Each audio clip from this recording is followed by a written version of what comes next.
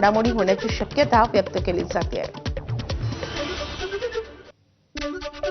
अशोक खरात प्रकरणी मुख्यमंत्री देवेंद्र फडणवीसांनी सभागृहात निवेदन दिलंय. यावेळी मुख्यमंत्र्यांनी खरातच्या काळ्या कारनाम्यांचा पाढाच वाचलाय.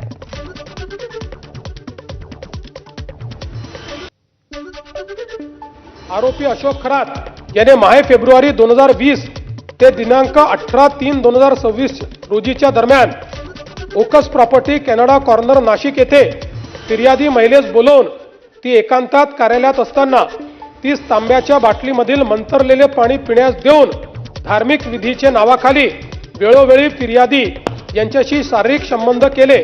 यातून फिर्यादी यांना दिवस गेल्याने अशोक खरात यांनी गोळ्या खाण्यास देऊन फिर्यादी यांचा गर्भपात घडवून आणला. अशोक खरात हा देश सोडून पळून जाण्याची शक्यता होती.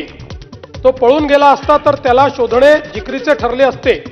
त्यामुळे पोलिसांनी त्याचा लुकआउट सर्क्युलर जारी करण्याबाबत अहवाल एअरपोर्ट अथॉरिटी यांना 10/3/2026 रोजी सादर केला व एअरपोर्ट अथॉरिटीने तात्काळ त्यास परदेश गमनासाठी बंदी घातली.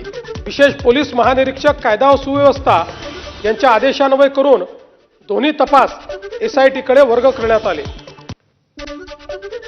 मुख्यमंत्र्यांच्या निवेदनानंतर खरात प्रकरणावरून राजकारणही रंगलंय. या प्रकरणात जे राजकारणी गुंतलेत त्यांची चौकशी करणार का, असा सवाल भास्कर जाधवांनी उपस्थित केलाय. तर खरातला वाचवणाऱ्यांची चौकशी करा अशी मागणी विजय वडेट्टीवारांनी केली आहे.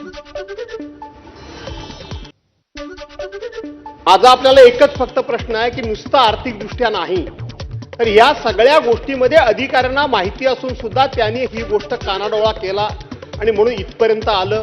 आपण सगळी हिस्ट्री 2022, 23, 24 पासून सगळी सांगितली.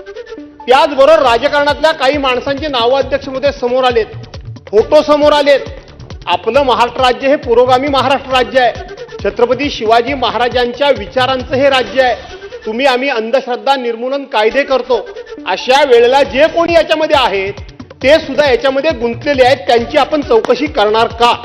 अध्यक्ष महोदय, स्पष्ट आहे की यामध्ये काही IPS, IAS, महसूल विभागाचे अधिकारी, यामध्ये तहसीलदार, हे काही अधिकारी आहेत. ठीक आहे, आपण फोटो कोणाची कोणाबरोबर काढतो त्यामुळे त्या फोटोवरून कोणावर गुन्हे दाखल करणं हे योग्य होणार, याच्याशी तर आपण सगळे सहमत आहोत. परंतु त्यांना या गुन्ह्यावर पांघरून घालण्यासाठी त्याला मदत केल्याची माहिती आहे, ते वाचवल्याची माहिती आहे. म्हणून ही चौकशी त्यामध्ये यांचा पुन्हा पुढे त्यामध्ये हस्तक्षेप होऊ नये, दबाव वाढू नये म्हणून न्यायाधीशाच्या देखरेखीखाली ही चौकशी व्हावी असं आम्हाला वाटतं.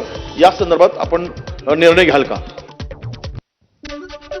अशोक खरात प्रकरणात कुणालाही पाठीशी घालणार नाही. कुणी मदत केली असेल तर त्यांना धडा शिकवू असा थेट इशारा आता मुख्यमंत्र्यांनी दिलाय.